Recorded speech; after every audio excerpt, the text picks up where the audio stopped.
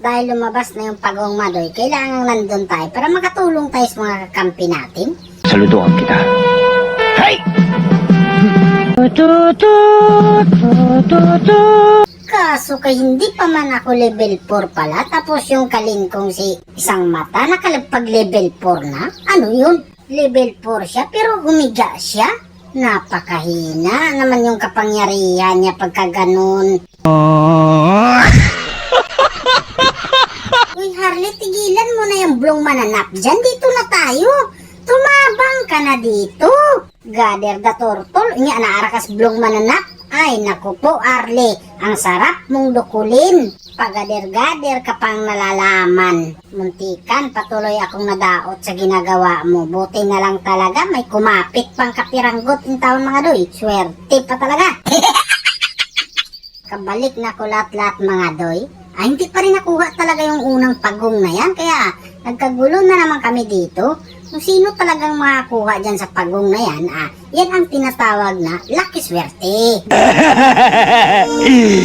Kalbo! Gader the turtle na naman daw, sabi ng Harley. Nagpahinga ka na nga, mag-gader the turtle ka pa rin talaga. Pero hindi talaga namin basta-basta binigay yung pagong dito mga doy. Kahit wala kaming kur. Yan ang tinatawag na paghirapan nyo muna bago nyo maangkin yan. Ito na naman si Gader the Turtle pero yung blong mananap yung inuna niya. Ay naku po Harley. Kulang na lang, unti na lang kulang Harley. Dukulin na talaga kita. Ito pagkakataon na natin to Harley. Wala ka nang kaagaw sa retrihan dyan. Akin na yan, sureball na yan. Naku po Harley, ano ba yan kapangyarihan mo? Kulang na kulang sa vitamins. Lagi ka na lang nadadapa. Buti na lang talaga nakuha pa ng predator yung pagong. Hindi talaga matatawag na effortless yung ginawa namin doon mga doy. Kasi yung pinapangarap naming turtle na yun, kami pa rin talaga yung nakakuha. Venus ang tawag doon mga doy, di ba?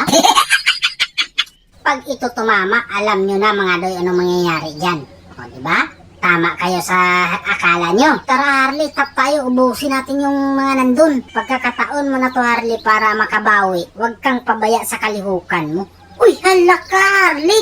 Bakit nagpapagong ka dyan? Wala kang kasama. Kung nandito ka sana Harley, yung sinasabi ko sa'yo makakabawi ka, makakabawi ka sana. Agoy-doy, yung pinaghirapan niyang pagong si Karina lang in taon yung kumuha. Pagkapait. Nakapwesto na talaga kami dito sa side ng mananap mga doy para malapit kami pagbabakbaka namin yan. At dahil napitas yung isang mata, sinabihan ko tara na. Kahit hindi na tayo magdasal dito, basta magtulong-tulungan lang tayo. Harley, utang na loob. Pakitaan mo naman kami sa rate tray mo. Nice, Harley. Mukhang babawi na yung Harley namin dito mga doy. Tama lang pala talaga yung ginawa ko mga doy na pinapagalitan ko si Harley para magising yung tinatago niyang kapangyarihan. Hindi ako nagkamali sa aking inaakala. Nanggigigil na ng gusto sa akin yung kulisap mga doy kasi nulod talaga niya ako. Ang hindi niya alam, pinaghandaan ko yung mga bagay-bagay na hindi man dapat bagay mga doy. Nice one, Harley.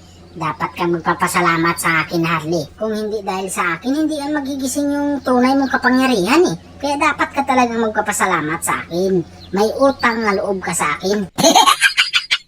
Kaya dito, narinig ko pa rin yung tawag. Victory!